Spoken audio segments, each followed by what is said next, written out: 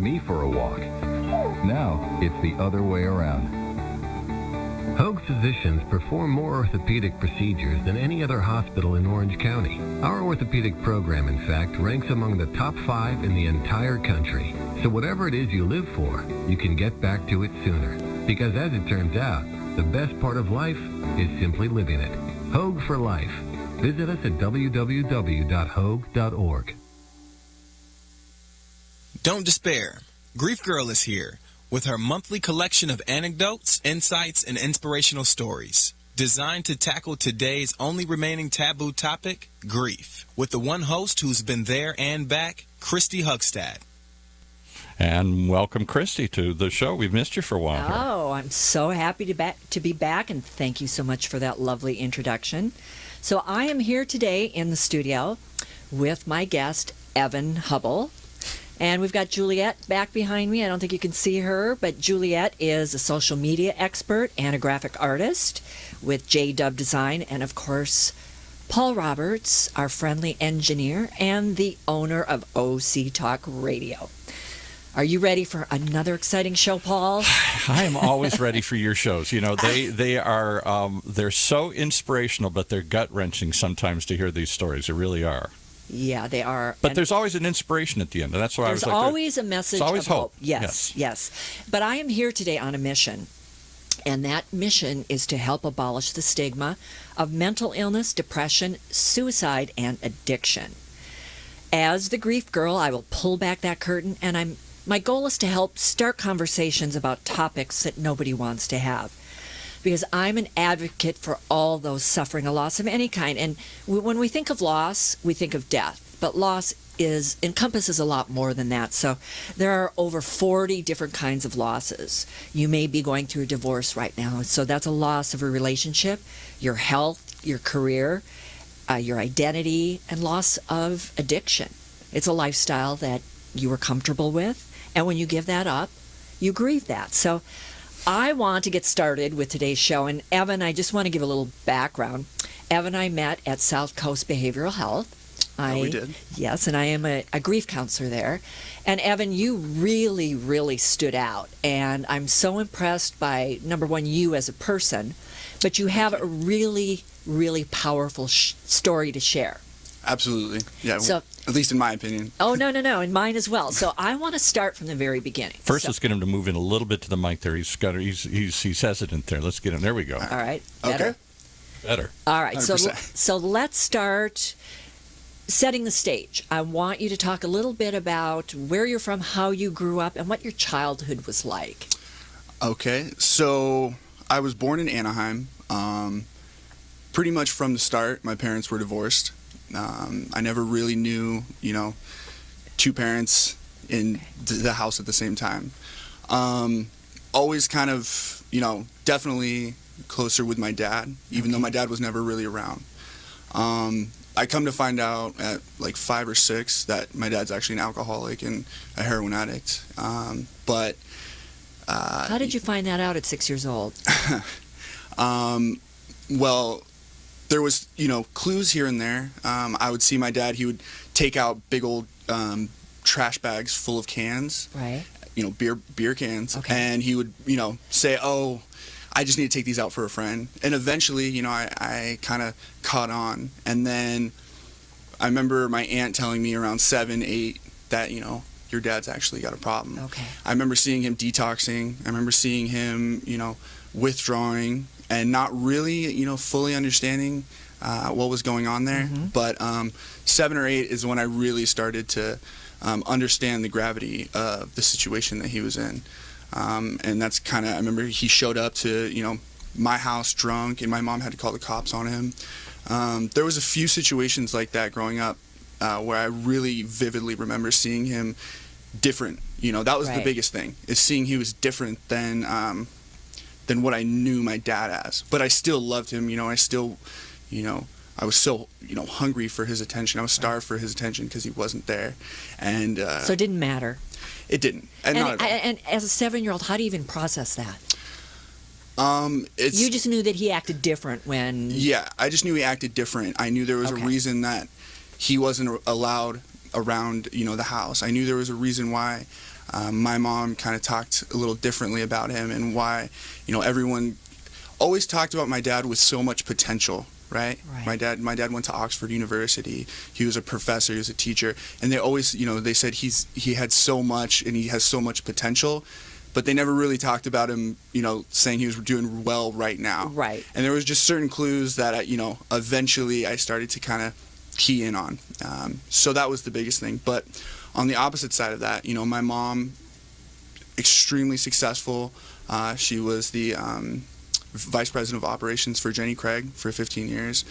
Pretty much, did all she could for myself and my sisters. How many sisters? I have 2 sisters.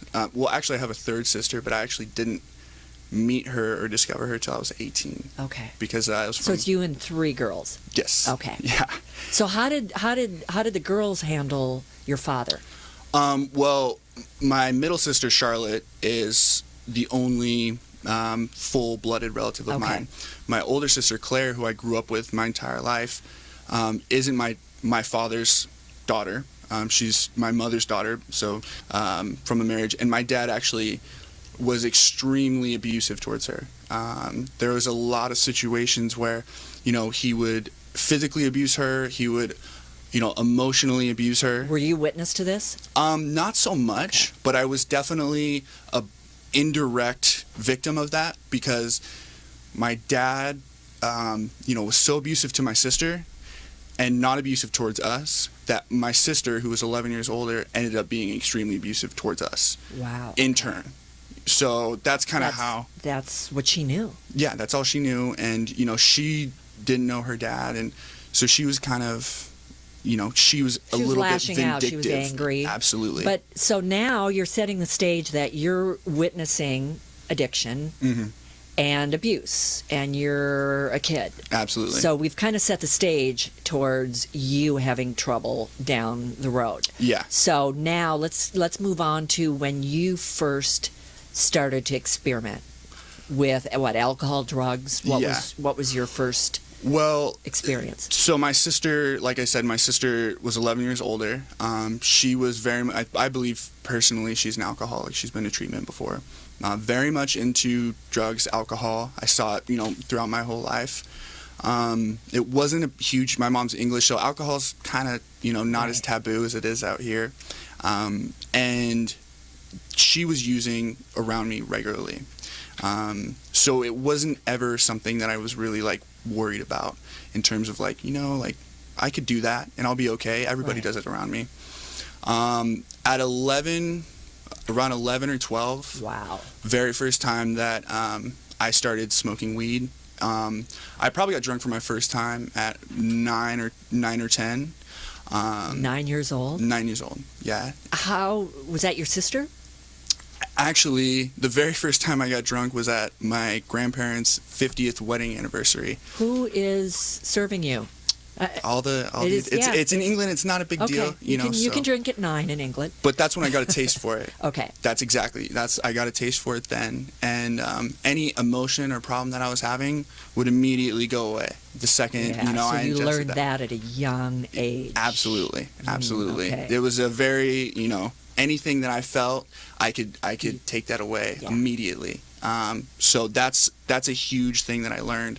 And then also, another side of that growing up was, I was abused growing up, physically and there's a few sexual abuses as well. And I didn't really want to face that. So I knew immediately that if I wanted to run away from those emotions, then I could do that. And then on top of that, I could fit in, right? So I remember being younger, kind of being the chubby kid, not really that cool or anything.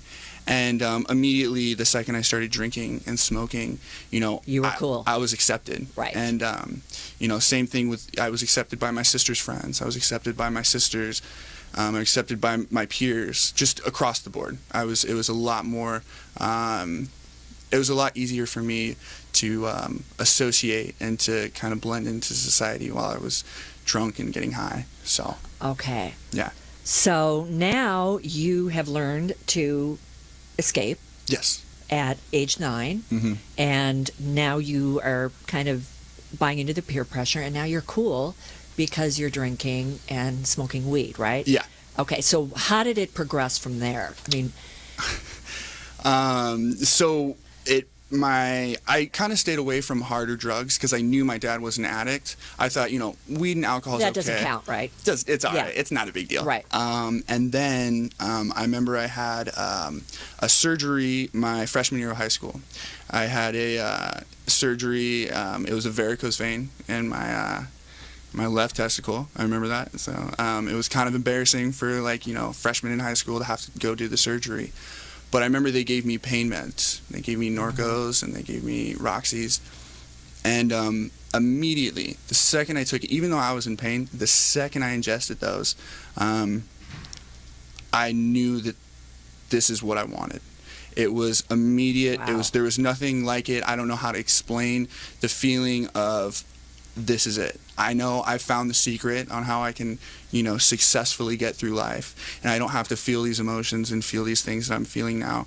I can just take this pill and it will solve it. Everything will be okay. Yeah, absolutely. So at this point, I'm thinking you have that addiction gene, right? With your dad and your sister. Mm-hmm. And because and I know for me, if I take a pain med after surgery, I don't experience that.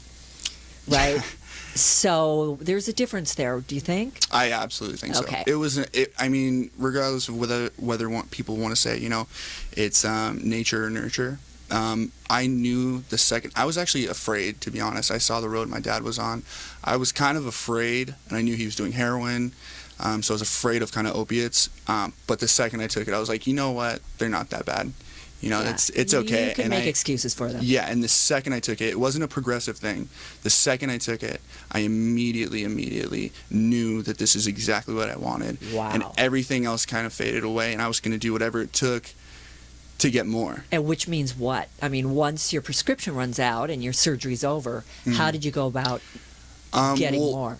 In the beginning, it was kind of difficult procuring pills. I'm freshman in high school. I was an extremely big football player. I remember I was on varsity as a freshman, and I knew that if I got hurt, I could get pills. But the thing is, if I got hurt, I still had to play, but I could get pills. So sometimes... Were you faking injuries? No, I wasn't faking injuries, but there's a culture in football where you just don't talk really about your injuries unless they're really, really, severe. What I would do is I would just talk about, all my broken fingers. I've broken all my fingers like 3 or 4 times. So, sometimes I would break them on purpose to get, to get Norcos. Tore my ACL, tore my MCL. So who was providing this? Doctors. Who are you complaining to? You would go to the doctor? I would go to the trainers. The trainers would send me to doctors. Okay. Sometimes I wouldn't even have to go to the doctors. The trainers would just give them to me.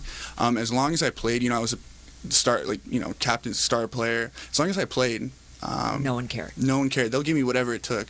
Wow. Toradol before in the middle of games, cortisone shots, anything to numb the pain, just so I could play through. I have no cartilage in my left knee right now, but anything to just get me through. So how often were you taking these pills?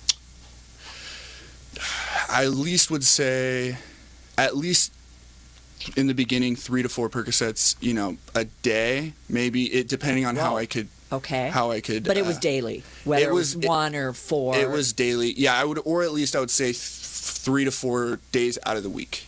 Okay. At least, depending on whether it was football season or if it wasn't, because after football season it wasn't as easy to get these. But did you actually feel high, like while you were playing? No, I wouldn't feel high while I was playing, to be honest, because there's so much going on. I just wouldn't feel pain, if that makes sense. I would just feel like a normal person, because normally you're in so much pain, and I just would feel like a normal person. Afterwards, I would get high. Purposefully, whatever it took, I would take, pills, and then I discovered Xanax, which is a whole different monster. So what led you to Xanax? So I had pretty severe anxiety and depression as a kid. It's still to this day, and that was the first option someone gave me was Xanax, and I took it, and the same kind of, craving, fiending immediately took place. Took Xanax, and everything kind of went away. All my anxiety, all my worries, and I was just sort of accepting life for the first time. Like, it's okay. It won't be that bad. Right. You can get through anything as long as you have Yes. an adequate supply of Xanax. Absolutely. But how much Xanax did you have to take daily? I didn't take it daily, honestly, until like my senior year of high school. I would take it more as, because it's harder to, to get these things when you're younger, like I said. Basically going forward, it was more just whatever I could do to get these right now. So if I could get these right now, however I could get them, sometimes I was successful, sometimes I wasn't. But what do you mean? How did you get them? What were your methods? You steal your friend's mom's prescription. You find out someone who has them. I would find out people and become friends. You could be resourceful when you were that desperate. Oh, yeah, right. Absolutely. And anytime there was an option to get them, I had them and I took them, regardless of where I was, what I was doing, anything. I would get them. It's just the only time I wouldn't take them is if I couldn't get them, is the better way to put it. Right, okay. If I could be on it 24/7, you would have. I would have, absolutely. Right. Yeah. Okay, so let's progress from here. So now we're in high school, and we've moved from the painkillers to the Xanax. And how much of the time were you actually clean? I mean, were you on something 24/7? Well, see, what started happening is, and as every addict can kind of empathize with, is you start getting in trouble. Right. I would get in fights on a regular basis. I would get arrested for possession on a regular basis. Just nothing extremely serious, other than assaults and those sort of things. But nothing. I didn't get caught stealing, or other than stealing from my mom or something. But I would be put on drug court. Or I'd be I'd be locked up for a certain amount of time, and I'd have to be clean. And a clean is a loose term, but I would be clean for, let's say, 2 weeks out of a month when I was in trouble, a week before I had to be drug tested. And that was the bigger thing, is just if I was in trouble or if I had to keep someone kind of off my back, then I would be clean. But the thing is there was a pill for every ill, always. I was prescribed Adderall, which a lot of kids can, sympathize with, and they knew, I was real loud and talkative in school, and I knew, they'd give me Adderall. And so drug-seeking behavior 101, I went and got Adderall. And then anytime I needed to do schoolwork or be up, I'd take Adderall. Anytime I needed to come down and sleep, I'd take Xanax. Anytime I was in pain and I needed to be talkative, I would take Norco. So throughout the day, this was something that just continued. But I was extremely functioning, all throughout high school. I graduated, went to college. Okay. But you learned to play that game really early. Absolutely. Yeah. Yeah, extremely early. And I didn't, to be honest, though, I knew this, and that's the thing, is I knew I was heading down a difficult road, right? I knew I remember my sophomore year, I knew I was an addict or an alcoholic. You did? I knew, 100% I knew. But there was nothing at that point you could probably do to get yourself on the straight path. Well, and to be honest, I really thought I would be different. I thought I was smarter than everyone else. I thought, you can overcome this addiction if you choose to. Absolutely. Yeah. I thought, you know what?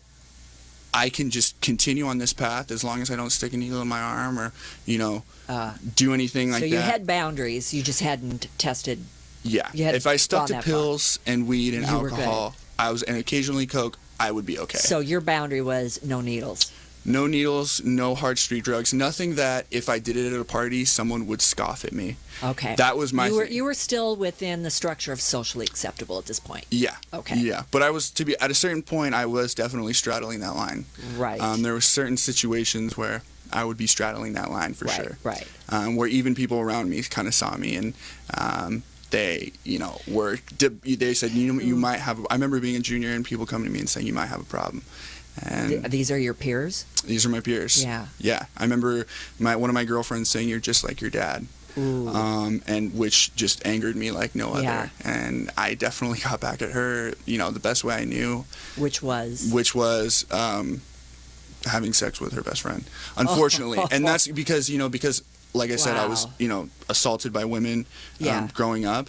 The only way I knew how to really hurt a woman, I would just be really vindictive and really cold and cut them to the core, and I knew that emotionally will hurt them more than anything else I could do. That would scar them more than anything else you could do or say. Yeah. And what's interesting is how deep that comparison to your father went.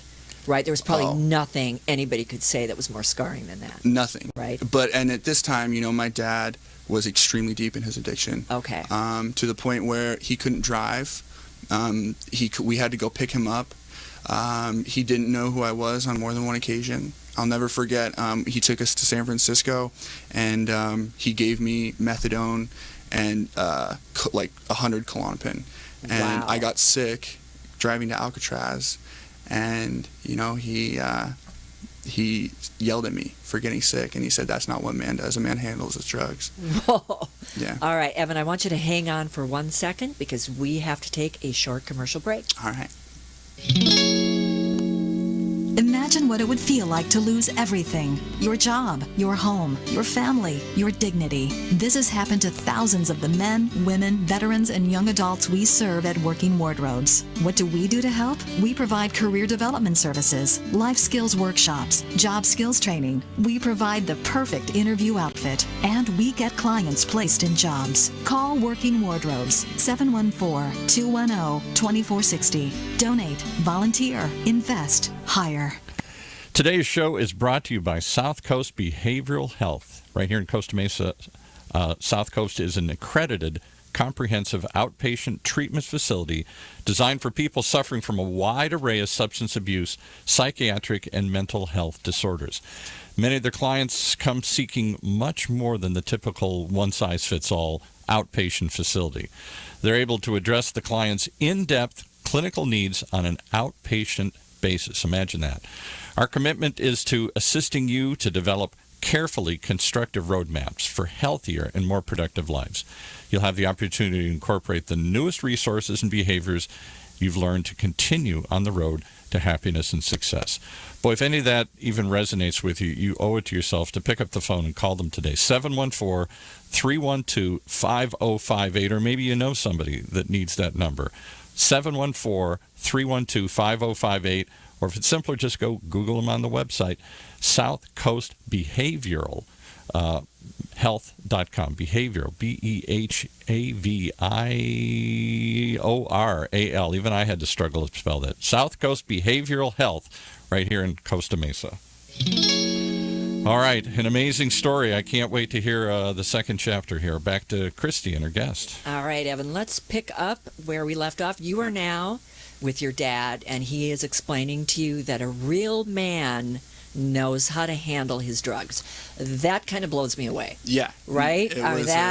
It was difficult too to sit there because I hear that at this time is when I idolized my dad. Yeah. And for him to say to me, he's condoning your drug use. He's condoning it and also judging it. Yeah. And it's not up. You're it's not not up being to par. a good addict. No, not at all. He said, my son would be able to handle, and he gave me methadone, and this was I was younger. And if you only take Norco, this is when I, wasn't extremely deep into my addiction. Right. Obviously I was taking pills, but I remember him telling me, if you really want to get high, try this. And I tried it, and I got sick, which a lot of people can sympathize with. The first time you take a really heavy drug, you get sick. And we were on our way to Alcatraz. I'll never forget that. On the boat to Alcatraz, and I was throwing up off the side of the boat. And he walked to the other side of the boat because he didn't want to be seen with me. And then throughout the whole Alcatraz trip, he was walking in front of me, letting me walk behind him because I was. You were such white. a disappointment. I was a disappointment to him. Yeah. So that was a hard pill to swallow, no pun intended. Yeah. That I wasn't living up to my dad's expectations. Of being a good drug addict. Yeah. I mean, you could have been seasick and throwing up. I mean, it's not like anybody on the boat would have known. No. And the only thing is my sister was sitting next to me, and she was rubbing my back, and she was Did she know why you were sick? Oh, yeah. Okay. She knew. And from the, and she knew what Was this the older sister that was abused? This was the middle, so okay. This is Charlotte. Right. So Charlotte's my full sister. And then she was sitting with me, and that whole trip, I'll never forget that whole trip. My dad was so high throughout the whole trip that at night he would not know who we were, and he would get up in the middle of the night and like sleepwalk, but have full-on conversations with us, saying that he could be my drug dealer, and that he like just really strange situations and strange things. And then the next morning I would try to talk to him, and he had no idea. He didn't remember any of it. He didn't remember any of it, and he would look at us like we were crazy. Do you know who was supplying him? No, I don't. I have no idea. Yeah. I never got that deep into drugs with my dad, because at a certain point, to be honest, as much as I loved him and admired him growing up, that's where you drew the line. It started to turn into resentment. I resented him. He was never at my football games. He was never there for my sisters.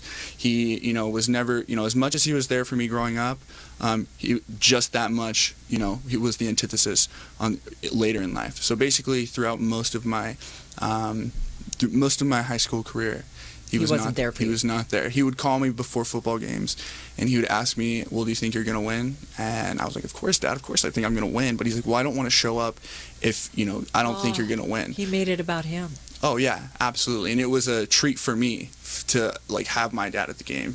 Right? And he made it seem that way, that it wasn't good for him. It wasn't a treat for him to see me play. Right. It was a treat for me to have my dad there. Yeah. I was lucky that he could show up. A little bit of a narcissist. Just a little bit. Just a little bit. All right, so let's take it from there. So now you're still you're not shooting up any? No, not yet. No. Okay, so then where did you go from there? So basically, I'll kind of jump forward here. So I, graduated high school. Yes. Went to go high school to gonna play college in football. I had a really serious girlfriend at the time, and I fractured my C7 vertebrae. So from there, I couldn't play football anymore. So I ended up going to Cal State San Marcos, staying close to home. And home was Carlsbad, or in Oceanside, right in that area. Went to Cal State San Marcos, lived with my girlfriend, and had this prescription for Adderall, Xanax, and Roxy's and Norcos all throughout. And that's where because of your back injury. Because of my back injury. And then also because part of this I didn't say is so then the day before my 18th birthday, my father passed away from a heroin overdose. Okay. Wow. So I found that out, which was, obviously devastating, regardless of how much I resented my dad. He's still your father. He's still my dad, and it was difficult because I felt like he lost the battle to addiction. And I'm a really competitive person, I always like winning, and I felt like he lost. And I felt like it was hard for me to know that my dad lost, Especially when he was scolding you for not being a good drug addict. Yeah. And then he overdoses, and right? And then he overdoses and dies. And that was really hard for me to handle. And I remember just breaking down. And that was, the first time I cried in a really long time. And I remember that, finding out and just falling to my knees and crying. I don't really remember much after that. I don't remember really my 18th birthday, to be honest. Yeah. That's devastating at any age. Yeah. So from there, I had from there I was in college, right? Yes. I'll jump forward. And I had a really serious girlfriend, and I loved her very much. And and then her and I got into, it was a drug-fueled argument, and her and I broke up. Okay, so she was using as well. Yeah, but not at the level that I was And using. I'm sure you kept it from her. Absolutely. Yeah. And throughout this whole thing, people, occasionally I would get so messed up that people could tell, but it wasn't an everyday thing. I held down 2 jobs. I worked in the golf industry. I worked for Ping Golf for a long time. I was an authorized fitter and sales rep for them, and I was able to handle that no problem. Able to go to school full time and then work for another golf company. And I golfed on tour also. Wow. So I was very, people, they, even if they saw me kind of messed up, they're like, well, he's just relaxing at this point. Now, when her name's Alex, when Alex and I broke up, we were engaged. And when her and I broke up, I completely lost it. I went on. What happened that you broke up? Did she end it? So she was pregnant, and she, had a miscarriage, and I ended it, but she kept it ended, if that makes Okay. sense. All right. You know, because I tried to come back to her, And she wouldn't have and it. she wasn't having it. She said, your drug addiction, verbatim, your drug addiction is getting in the way of me loving you. Wow. And she said, I can't watch you do the same thing your dad did. And Ooh, another comparison here. yeah. And from there, that was, to be honest, that's where my addiction just went off the rails. Okay. So I 100% I had a lot of money, and I blew it all immediately. I started out by, I went from 240 to 175. I just was taking Xanax. I don't really remember weeks of time. I would wake up, and there'd be a girl in my apartment, and I had no idea who she was, how she got there. And she said, oh, I've been living here for the past 5 days. And you had no idea? No idea. No idea. I had full-on relationships with women that I don't remember. Wow. I had, would get arrested, come out of jail. No memory of it. So what were you taking At that time was still just taking, a lot of Xanax, a lot of, Roxy's, which are 30 milligram, oxycodone, and then basically a lot of coke at night. Just really any sort of sedative. Now you're into this 24/7. Oh, all the Okay. time. If I didn't have drugs, there was a big issue in my life. So then from there is really when I really revved up, and I asked my mom. I wasn't doing heroin at this point, but I asked my mom, can I go to treatment? That was the first time I went to treatment. That was the first time that I accepted and knew I have a problem and I'm going to die if I don't do anything. Right. So what happened was I went to treatment, and it was really good, but it was a really quick 30-day treatment, and wasn't enough at all. And I really didn't accept. So what happened during those 30 days? You detoxed and I detoxed. I was in, basically 2 weeks of detox, 2 weeks of residential treatment, came out, spent about a couple weeks in a really plush sober living, and I just really didn't take it seriously. I didn't really I more thought of it like, oh, well, I'm going to detox and I'm going to get a vacation. In my mind, rehab was this vacation. It wasn't real serious. So were you, in your head, were you planning on going back to that same life after that? Yeah. But then what made you ask your mom for help? To be honest, I don't remember, because I was in a blackout when I did it. I think I was just so lost. And this is the time when I remember, I had a lot of suicide attempts. Okay, let's talk about that. Okay. Yeah. So what was going through your head? I mean, were you just so troubled that you wanted to end the pain, or what was going through your head, and what were you thinking of doing? So there was a few times. Obviously, if you see my arm, there's obviously quite a bit of different attempts on my life. Slitting your wrist. Slitting my wrist was the big go-to, because I can't deal with emotional pain, but I could deal with physical pain. Trying to overdose was another big one. Okay. Honestly, more times than I could count on my hands and toes. That you deliberately tried to OD. That I deliberately tried to And OD. then when you didn't and you woke up, were you disappointed? Yeah, I was disappointed. I would curse, at God. Wow. Because God, he took so much, in my mind, he took so much from me, and it's all his fault, right? And then he wouldn't allow me to take my life. There was a couple times when I had a .357 revolver, and I would try to play Russian roulette. Now, I suppose in my mind, I guess I was just trying to figure out, is this something that I want to do? Am I meant to be here? And if I would have died. So if this was God's will, then there would be a bullet that would go off. Absolutely. Okay. Yeah. So I was trying to figure out whether I'm supposed to be here. Then from there, I remember I tried hanging myself from my loft. I had a loft in my apartment. Right. I tried hanging myself, and I jumped off the loft and was sitting dangling, and my neighbor walked in. He was my neighbor. Did you use a belt, or what did you do? No, it was an actual rope. It was an actual rope.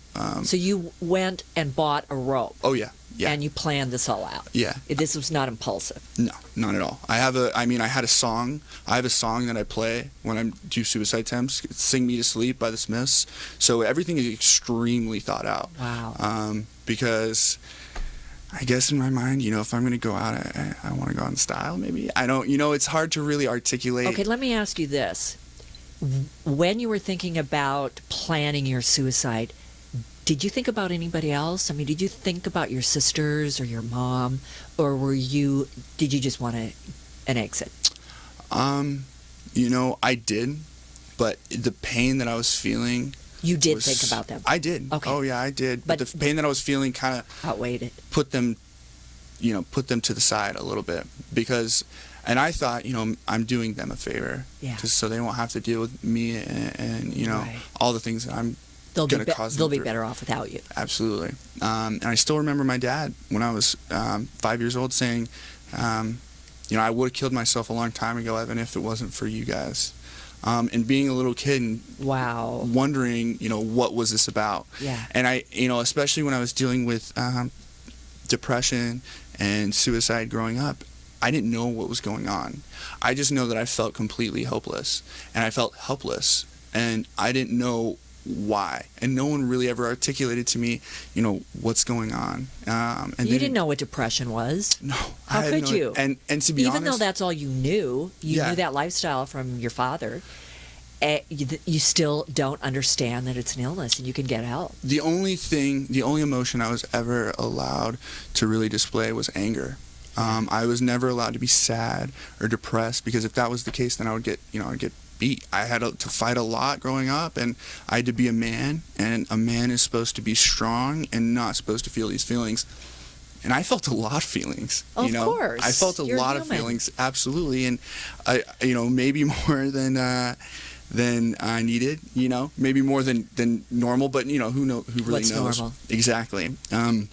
So basically going ahead, after all these suicide attempts. So let me ask you this. So you were on a loft with a rope, and you jumped? Yeah. And and somebody found you? And I remember sitting there, and I remember trying to grab. Did you have second thoughts? The second I jumped from the loft, I wanted to live. Wow. And I remember sitting there trying to stick my fingers underneath the rope on my neck with all of my, and I remember I had scratch marks from digging in with my nails, and I was kicking with my legs as hard as I could. And that's a God shot that my neighbor, and he was the handyman, came in for no reason, they just happened to walk in. He just happened to walk in, and he came, held me up for 20 minutes while someone could come and cut me down. But isn't that interesting that you thought and planned this, and then the minute you decide to go through with it, you change your mind? I find that really... You would be in so much pain that you could actually talk yourself into jumping off that loft. I just couldn't... then change your mind. I just couldn't come to terms where... I honestly, to be honest, I felt like, well, you know what? I've lived a good life up until this point, and I don't really want to deal with it anymore going forward. Yeah. I don't really want to deal with life going forward. Kind of like Robin Williams says in Good Will Hunting. Yeah. He says, I played my hand, about his wife dying. I played my hand, right? And that's how I felt. I felt like my hand was over, and it was your time. And that was my time. And that's kind of how I felt. And then the second I jumped from the loft, I thought maybe there's more. Wow. Maybe I can get through this. That's exactly what I thought. And there was a little glimmer of hope in my mind. Even though it was so far down the road, I felt, maybe night's always darkest before the dawn. But just the fact that two neighbors happened to walk in, and really for no purpose, and saved you, did you feel after that maybe that was divine intervention? That was kind of the catalyst. I feel like, to me, asking for help. I don't really know, because it was a week later that I ended up asking my mom if we could go to rehab. I was 21 years old, and that's kind of how the catalyst. Right. Now, when I was in rehab the first time, like I said, it didn't really. You didn't even remember asking to go. No, right. I really wasn't. You weren't ready. I wasn't ready. Right. No. But I remember the suicide attempt was the first kind of This is very it was real. a catalyst. The first catalyst to me being like, wow, Yeah, this is I serious. need help. There's something going on here, and it's not just my addiction, nor is it just my depression. Yeah. It's both. Right. And it's my mindset and it's my perception. Yes, and now I'm acting on it. Yeah. Did your mom know about the attempt? She knows about a few suicide attempts. I mean, obviously, if you look at my arm, you can see, there was suicide attempts where I had to go to the hospital. There was suicide attempts where I OD'd. And so she's seen those. My mom's kind of been there throughout. She doesn't know really the extent of how far I took this and how serious I was and how close I've been. I mean, I've been on the brink of death at least 6 or 7 times in my life. To the point where, they've said something to me, where they've said, you shouldn't be alive right now. Oh yeah, you're a cat with 9 lives. Yeah, and I'm on my 8th one now. So, all right, Evan, hang on one more second. We're going to take a short commercial break. Okay. Today's show, once again, is a quick reminder, we're brought to you by South Coast Behavioral Health right here in Costa Mesa. South Coast is an accredited, comprehensive outpatient treatment facility designed for people suffering from a wide array of substance abuse, psychiatric, and mental health disorders.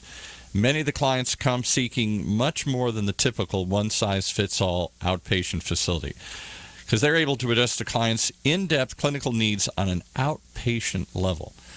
Their commitment is to assist you to develop carefully constructive roadmaps for healthier and more productive lives.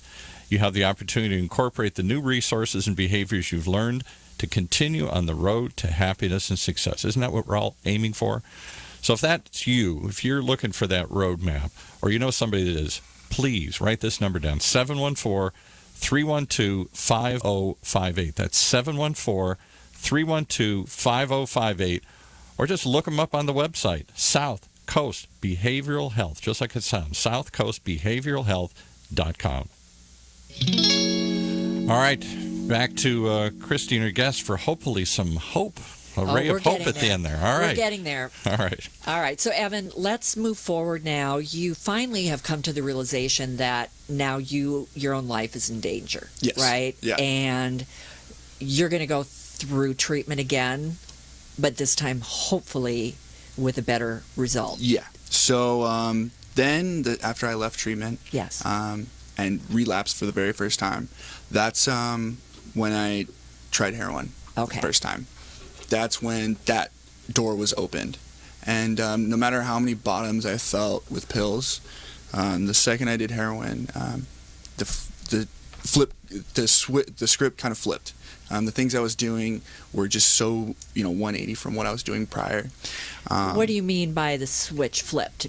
Meaning your personality? My personality, the things that I would do to get drugs were a whole different level, or a lower. It was a lower level of things. The people that I hung out with were lower level. At a certain point, I didn't leave my apartment. For months, I was gone. I didn't shave. I didn't do anything but shoot heroin. And then it came a point where I became homeless. Now, obviously, there was a few things that caused that, but it was strictly heroin addiction, really, to be honest. So, in other words, you weren't leaving your apartment. So you weren't working, you were just shooting up. I was just shooting up and selling, and that was my life. So eventually you run out of money and you have no place to live, you don't have a roof over your head. Yeah. So you end up on the street. I end up on the street, and my family says, as long as you're getting high, we don't have anything, in common with you. You're not our son. Right. There was times where, I was living on Harbor Boulevard in Costa Mesa, or Newport Boulevard in Costa Mesa, and I remember, the few times that I would sleep. It was February, January. I was, about 6 months from November to March, right around that time. I would sleep on the streets, and there was 4 or 5 occasions where people would come around and they would beat me with bats, and I've had all my ribs broken. About 4 or 5 times. Just randomly, yeah. Whether it to be to steal the things that I had, or because people just, I don't know what it is, but people do beat homeless people on the street for no real reason. I remember I got sepsis from my ribs broke and they punctured my lung, and the air from my lung got into my bloodstream, and I got sepsis, and I was 6 hours away from dying. I went to the hospital, and I remember they called my mom, and they said, your son's 6 hours away from death, and she said, I don't have a son. I remember right towards the end, I remember having to, there was being worried about the police, that all the times I'd been arrested, and I said, there's nothing I can do, and I was sleeping behind. I remember there was about a foot of space between the dumpster behind. There's a tire store right next to Del Taco on Newport Boulevard, and behind there's a dumpster, and then there's about a foot of fence, and you can kind of get in between there. And I'll never forget, for 3 days straight, I was sitting in between, completely crunched up with my knees right by my head. And the smell of I was sitting on a cardboard box, sleeping completely straight up, and the smell of, like, I would sit and it'd be sitting on, like, urine. And yeah, it was the lowest point, I think, when I was sitting there, and all I could think about, no matter what was around me, all I could think about was just getting high. Right. And wanting to end my life, but not having means to do that. I remember thinking, this is worse than death. Sitting, and people look down upon you, and of course, it was really, really. At the time, it was difficult, and I couldn't see the light out. Yeah. And then I remember, going forward, I called my mom, and I told her, this is it. I'm done. I can't do anything. My life's gonna end. I'm gonna die. Please, is there anything you can do to help me get into treatment? And she said, if you're serious, I'll come pick you up. You have to set it up. I'm going to take you to, I had court hanging over my head. I had all these things. I had, a joint suspended sentence. And she said, you set it up, but I'll take you. But you know what's interesting, Evan? Your mom started grieving long ago. She started grieving your death because that's the only way she could cope with this. So for you to call and do this again and ask her for help, and she'd already been down that road, I have to give her credit for, being there for you. Yeah, and she told me 100%, she said, I was expecting the call for your death. Oh, and she was waiting for that call. And she accepted it, My family, they all dealt with it differently. All my sisters dealt with it differently. Charlotte did act like I didn't exist. Yeah. My mom just thought I was dead. And, they resented me and they hurt me because they saw what my dad did, and then I did the exact same thing. So she picks you up. She picks me up, and she didn't really recognize me. Actually, funny story. We had to run away from my dealer. She drove off, and luckily she got me home to San Diego. While I was getting into his treatment, she let me detox on her bed for 2 days, and she was there for me throughout that whole thing. I went to treatment. And I was so broken. I was absolutely my bottom. Not having anywhere to go, not recognizing who I was, and just completely losing all confidence and sense of self that I had. Right. That was the bottom for me. It wasn't necessarily a singular event. It was the mindset that drug abuse put me in, and it was the demeaningness and the loss of who I was as a person. But don't you think you have to be at that place before you're really willing to listen? 100%. There's nothing I could have done or told myself. I had to. Or anybody else telling you. Because you have to experience it for yourself. You have to feel that incomprehensible demoralization. Right. That you have no other option, and that epiphany, that moment of clarity came, and basically how it was is, I was wrong and they were all right. Yeah. They all this time they told me I was wrong and they were right. And it took me losing everything. I lost all the cars I had. I lost all the money I had.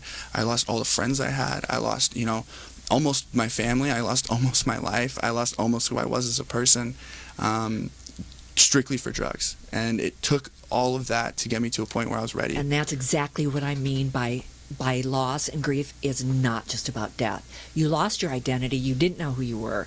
I'm sure you probably lost faith. God didn't take your life when you wanted him to. Yeah. Loss of trust. Yeah. You know, you couldn't trust your family, you couldn't trust friends. I mean, you were grieving so many different losses. So many, and then not to mention the actual losses of, I had, Jobs. Girlfriends, Yes. have died in my arms. I've had, a girlfriend die in my arms, and I, constantly was grieving the loss of her. I was grieving the loss of my dad. I was grieving the loss of friends that had died with me. I've seen friends die. I've seen people die in front of me, in my arms die, like 4 or 5 people. And I was grieving the loss of that. But at a certain point, I really had to just come to terms with the fact that I can't get high. I cannot drink because it will cause me to lose everything. And I'm a real all or nothing kind of person. Right. And if I do this, I'm going to go give everything away, and, I'll never get my life back. And what's really, really important is, I mean, you were the one that told me this, that you have 2 options if you're going to stay on that path, right? Yeah. I have, I can go to jail. You can die. I can go to prison, mind you. I can go to prison. I had a, 7 to 10 year sentence hanging over my head. Or I can die. Yeah. And, those are your 2 options. That's the only place it's ever going to lead anyone. Right. And unfortunately, people don't really think it's going to be them. Well, just like you said, you thought you were different. I thought I was different. You are invincible, and addiction isn't going to affect you like it does everybody else. Yeah. Because you're special. And I've never struggled in my life. I've always been able to accomplish things I Right. put my mind to. And this was the first time that I had to accept failure and surrender. Right. But going back, now I'm so grateful for what I went through, because it actually gave me, sense of purpose, sense of self. Mm-hmm. There's so many times, what I do now is I work in treatment now. I help people get into treatment. I see people at their bottoms. It makes me so grateful to be able to see where I was and see where I am today, and understand, I have perspective, and I work on myself every single day, and I'm able to give myself an opportunity just not to be successful in terms of, money or materialistic things, but, to find out who I am and be happy. Right. And work on and that's what, being in AA and the 12 steps kind of show people is, you have the ability to find out who you are, because you lose it. You lose who you are through this addiction. And people tell me all the time, be who you are, Evan. I'm like, I don't know who I am. Exactly. Don't you think that's the biggest thing people in recovery struggle with? Is they knew who they were before they were an addict. Yeah. And even though it's a bad thing, they were comfortable, and at least they had an identity. Absolutely. And now they're starting completely over, and that's what's really difficult. Yeah, and you don't know, because for 12 years, decades you've been using, your whole life. That's all you knew. That's all you knew. You know, you would do whatever it took to get money. You would hang out with people that are getting high, and then you would get high and do whatever, comes with getting. It's a vicious cycle. Let me ask you this. Now, you came so close to death so many times, but looking back, not everybody that went down and made those choices that you did would be so fortunate. So looking back, if there was a listener out there that's starting to experiment with, pills, whatever, kind of where you started, what advice would you give them? I mean, I know there's probably not one thing you can say to change their mind, but... Yeah, I would really just, I couldn't emphasize and stress enough that doesn't have to be the way that you live your life. And there's so many things and steps that you can, and ways that you can go about your life without using, because the only place it's ever going to take you is to complete misery and the loneliness. It's so miserable to live that life, and it's fun, and I get that it's fun, but you will lose. But the fun everything. stops. The fun stops, and I just want, if someone's able to, I just think that they should really take this time to look at themselves and to think about where they want their lives to go, because luckily I'm in the position I am today, but so many friends and people don't have that option. Right. And you don't want to, be a statistic, and you don't want to be in my position, my seat. I'm lucky to be in this seat now, right, and to talk about who, where I came from and what made me and the person that I am today. But not everybody's going to be as fortunate. No, right? Not at all. I have 3 different memorial cards on my bedside table from people that have died in the past 2 months. Wow. I have so many people that had so much potential. And the biggest thing is when someone thinks of their life and they would like to imagine what their funeral is, every single day I think about, I want my funeral to be a celebration of life. My grandkids and my kids at my funeral saying, wow, he was such a great man. All these great memories of Evan. Memories and laughing and smiling. Not how tragic. Not my mom crying over my casket at my funeral, and everyone at my funeral so somber, thinking about, well, he had so much potential. What a tragedy. What a tragedy. There's the word potential. Your dad had potential. You would have had potential. Absolutely. That's not, you don't want to live your life for what you could have been. Absolutely. And let me ask you this, Evan, just to kind of wrap things up here. I ask this of all my guests on the show, and that question is, what has grief taught you? There's so much that grief's taught me, but grief's taught me, that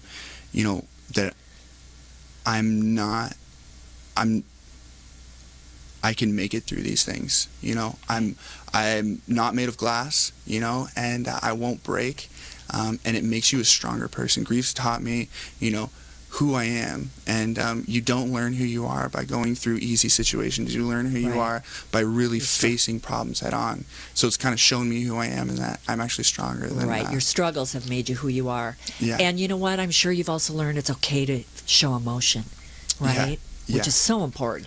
And to talk about what's been going on. Yeah. You got to get it out there. And yeah, you have to be able to, be able to show emotion. And it's okay for men, to talk about how they're feeling and to show emotion. It's okay to break down and cry and be vulnerable. Yeah, because if you suppress these things, they're just going to... They'll come out eventually. They'll come out eventually, one way or the other. And that's where the anger comes from. Oh, right? Yeah, it's all the suppressed emotion and feelings that I haven't been able to get rid of, and so I lash out at other people because the only emotion I've ever been, acceptable to show was anger. Is anger. But there's so many more healthy outlets and so many options that people have, whether it be addiction or depression or suicide attempts. There's so many different, routes and conduits and people and places you can ask for help. And there's help. There's people out there that want to be there for you. And I think it's important for all our listeners out there to realize that. Yeah, just put a hand out. And there's more than one that's willing to grab onto it. Right. So that's definitely... Well, thank you so much, Evan, for sharing your story and coming down today. Absolutely. And if any of you out there have any questions for Evan or myself, I can be reached at thegriefgirl.com.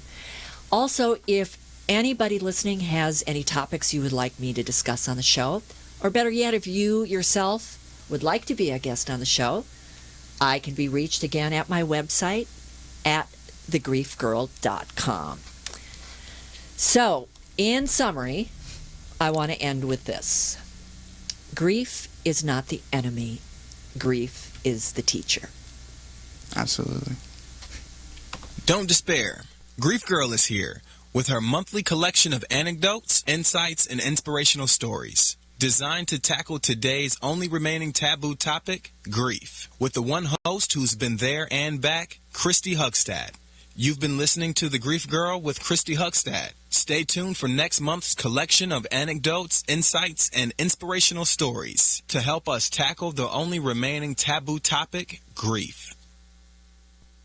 Imagine what it would feel like to lose everything. Your job, your home, your family, your dignity. This has happened to thousands of the men, women, veterans, and young adults we serve at Working Wardrobes. What do we do to help? We provide career development services, life skills workshops, job skills training. We provide the perfect interview outfit, and we get clients placed in jobs. Call Working Wardrobes, 714-210-2460. Donate, volunteer, invest.